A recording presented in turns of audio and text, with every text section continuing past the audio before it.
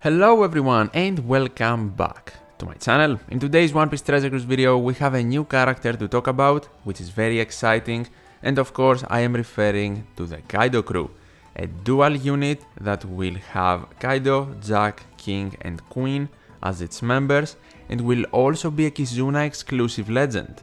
The artwork you can see here looks awesome in my opinion, especially the ink effect with Kaido in the background. And the unevolved artwork of this unit is based on the campaign poster we got a couple of weeks back for the 1000th episode of One Piece. That information right here increases the possibility of us getting a hype good side legend from that poster for New Year's, meaning something with maybe Zoro Sanji or Luffy Yamato Kid and Law, or maybe even the Scabbards. We are going to learn soon enough, this is not the New Year legend. Let me make this clear. Once again, this is a Kizuna exclusive legend for the first ever synced Kizuna. A quick disclaimer before we get into the character's abilities. I want to emphasize that there are some information that Yoshi was not clear on. We do not know which side of the dual unit is the strength one and which one is the Q one. And we do not exactly know the single dual unit classes yet. My guess is that Kaido will be the strength side and the rest of the crew the Q side, and all of them will actually be powerhouse, of course, based on their abilities, and probably driven. And we also do not know the separate captain ability for the two forms. It will obviously be weaker than the main one, but the captain ability we will talk about is the combined one.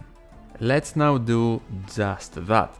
I am certain you have already read the captain ability, but a very quick reminder, they boost strength, Q and powerhouse characters by 5 times and their HP by 1.3. Very good multipliers. At the start of the quest, reduces strength, Q and powerhouse characters special charge time by 2, and also reduces characters' required numbers of times to be switched by 8. If the crew has 6 powerhouse characters in it, then they deal 600 times their attack in type damage to all enemies at the end of the turn. This captain ability is very decent on paper. It is also pretty unique because this is the first time we see someone reducing switch required in order for you to achieve the super swap. Reducing special charge time by 2 is great. And if they can also reduce the switch required for a super swap for subs and not only themselves, that would be actually insane for page 1 and ulti, and maybe more super swap units to come in the future. Page 1 and ulti is the main legend powerhouse one we have available. The end of turn damage thing is pretty interesting to me because for the dual form we get the 600 times. For the two single forms, it will probably be lower. The Kaido form will 100% have end of turn damage. We cannot be certain about the crew side. I am thinking that there is a possibility where only Kaido deals end of turn damage and the crew doesn't, maybe giving you the ability to stall. But then again, this unit seems structured around speed, so probably both of the sides will have end of turn damage. Kaido's will be a bit higher than the crew side one. None of this is confirmed though, so we have to wait for the official announcement of the unit in-game in order to know for certain. For their special ability, they reduce strength, Q and powerhouse characters special charge by 1, which is okay. They deal 500 times their attack in non-type damage to all enemies, that is also fine. If there are 5 or more powerhouse characters on the crew, they boost color affinity for strength, Q and powerhouse by 2.5 times. This is one of the highest color affinity boosts in the whole game. And then if you miss 5 powerhouse units, they boost it by 2.25 times. Still a pretty high amount, but not as good obviously. I can definitely see why people might think this is a lackluster special ability, and I don't really disagree. It is kind of lackluster, it has very minimal utility, and basically only boosts color affinity for specific types. Unfortunately, in order to get the 2.5 times color affinity boost, you need to have 5 or more powerhouse characters on the crew. Strength and Q do not matter here, only the class, which is definitely a drawback.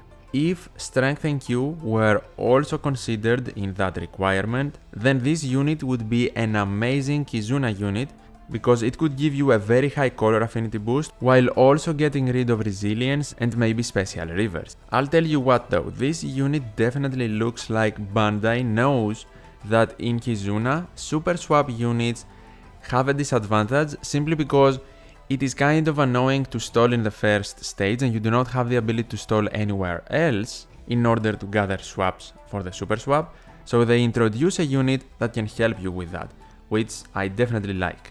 Let's now also check the rest of the abilities before we can make a full assessment on this new legend. Their switch effect completely removes special bind on themselves, which is good, and they also get a matching slot guaranteed whatever the slot they have is, of course, except if they have a perfect locked slot or a great locked slot or a good locked one, or if the slot is poison. This switch effect is good, adds more utility to the unit, but then again only for them, not the rest of the team. For their super switch, they do the same thing, but on top of that, they also max the character's own special charge time and deal 500,000 damage to all enemies, ignoring every defensive effect. And now, I love characters that ignore now, but unfortunately we only have Roger. We definitely need more, and this is a very good unit to do it. 500,000 damage won't be relevant in many now situations though, so I'm not certain how good this is. The fact though that they can fully max out their special again and essentially give you 2 color affinity boosts in a relatively short span of time, maybe even in stages 4 and 5 if you manage your swaps correctly, then you can get the high color affinity boost twice, so it definitely makes sense that this unit doesn't have crazy utility. It also now makes more sense why you need to have 5 powerhouse units in order to get the highest color affinity boost. Maxing their special is very unique though, I'm definitely a fan. And finally, their crewmate abilities, they boost the base stats by 100, classic, they cannot be blown away, very good, they completely evade special bind, and they reduce damage from cerebral by 30%. What does that mean exactly? I'm not certain, because the enemies do not have classes, right? Maybe I am missing something, but that doesn't seem to really make sense, the second part of the resistance. But whatever, the rumble abilities, I'm not that good at pirate rumble. You can read them here. If you use the unit, you get these things. Here maybe they can help your team. But this is a Kizuna unit, not a pirate rumble unit. And overall, I think this is a decent unit. Definitely not the new broken legend people might be expecting from a Kaido unit. I would say this is a better Kizuna unit than it is in general uses, like Arena for example. Definitely can be used outside of Kizuna, don't get me wrong, but it will be the strongest in Kizuna. We do not know how many swaps you need for their super swap, but it is either 8 or 10. So we have to wait and see for that. That is my assessment, at least. It is not, of course, guaranteed to be that, but I think 8 or 10 makes more sense. I would say that generally, making an evaluation on a color affinity boosting unit without knowing the specific piece of content can be very tough, because you might need a color affinity boost, you might not even need one, or you might need a color affinity booster that also provides utility. And that's why I cannot say this unit will be amazing everywhere. I thought about classifying it as a better V1 Kaido, but with V1 Kaido you can use Legend Queen and Legend King, and you can also use other Jack, King and Queen subs.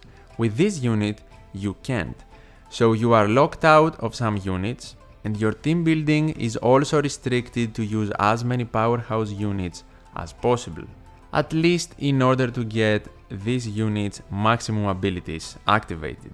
A combination of this character and also Legend King or Queen as a friend captain might be a great way to run this unit, but have in mind that this unit only offers color affinity, not an ore boost or an attack boost, meaning you will need a sub that will enable the automatic activation of King or Queen's special. In conclusion, is this unit worth your gems? Right now at this moment, I have to say no, and the reason is that they have plans for New Year's. Yoshi said so in the producer video. It is very obvious that we will once again have a big Sugo Fest with new characters that everyone will be hyped for. We are so close to New Year's that I do not think it is worth to pull anywhere right now, especially if you are low on gems or generally if you are a free-to-play player. If you love this unit and want to pull really bad, have at it, that is fine, but have in mind that this unit will reappear in future Kizuna Sugo Fests, and then we might also have more new Kizuna legends that will be featured with this one.